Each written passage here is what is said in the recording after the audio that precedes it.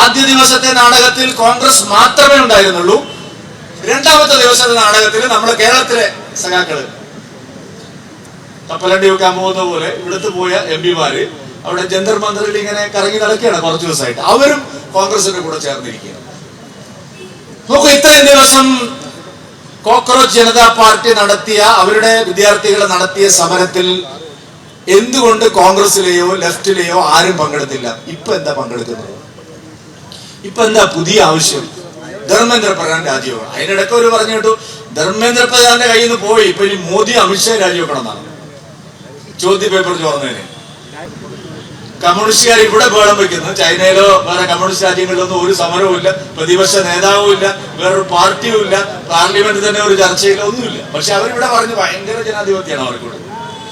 ഈ communist party Keralam ഭരിച്ച 10 കൊല്ലം എത്ര പരീക്ഷ പേപ്പർ ചോർന്നു? കോൺഗ്രസ് ഭരിക്കുമ്പോൾ ഇവിടെ എത്ര ചോർന്നു? 2003 SSLC പരീക്ഷ പേപ്പർ ചോദ്യം ചേരുമ്പോ ആരായിരുന്നു മുഖ്യമന്ത്രി? ഉമ്മൻചാണ്ടി മുഖ്യമന്ത്രി ആയിരിക്കുമ്പോഴാണ് കേരളത്തെ നടുക്കിയ ഏറ്റവും വലിയ SSLC പരീക്ഷ ചോദ്യ പേപ്പർ ചോർന്നത്. നമ്മൾ ആരെങ്കിലും ഉമ്മൻചാണ്ടിയാണ് ചോർത്തിയത്, അല്ലെങ്കിൽ ഉമ്മൻചാണ്ടിയുടെ ഓഫീസാണ് ചോർത്തിയത്, ഉമ്മൻചാണ്ടി രാജിവെക്കണമെന്ന് പറഞ്ഞോ?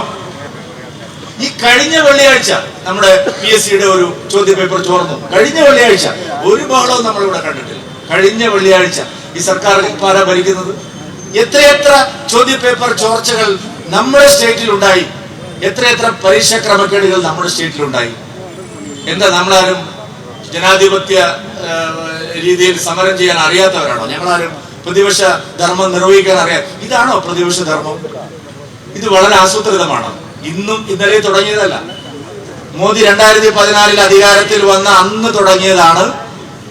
കോൺഗ്രസിന്റെ നേതൃത്വത്തിൽ, ഇവിടുത്തെ ഇടതുപക്ഷ പാർട്ടികളുടെ നേതൃത്വത്തിൽ രാജ്യത്തെ അസ്ഥിരപ്പെടുത്താനുള്ള വലിയ തീവ്രമായ പരിശ്രമങ്ങൾ നടന്നിട്ടുണ്ട്, ഇല്ലേ? ഈ രാഹുൽ ഗാന്ധി 2 ആവശ്യത്തിനാണ് വിദേശത്ത് പോകുന്നത്. ഒന്ന് ഞാൻ നേരത്തെ പറഞ്ഞ ആവശ്യത്തിന്, മറ്റൊന്ന് ഇന്ത്യക്കെതിരായിട്ട് സംസാരിക്കണം. ഈ അടുത്ത കാലത്ത് രാഹുൽ ഗാന്ധി അമേരിക്കയിൽ പോയിട്ട് പറഞ്ഞത് ഇന്ത്യൻ എക്കോണമി ഒരു ഡെഡ് എക്കോണമിയാണ്. ഏത് അമേരിക്ക നാട്ടിലില്ലാത്ത ചുങ്കം ഏർപ്പെടുത്തി രാജ്യത്ത് ലോകത്തിലുള്ള എല്ലാവരെയും പിഴിഞ്ഞിട്ട് രക്ഷപ്പെടാൻ ശ്രമിക്കുകയാണ്. അവർ നടുക്കടലിലാണ്. ആ രാജ്യത്ത് പോയിട്ട് നമ്മുടെ പ്രതിപക്ഷ നേതാവോട് പറയാണ് ഇന്ത്യൻ എക്കോണമി മരിച്ചു കഴിഞ്ഞു. ഏത്?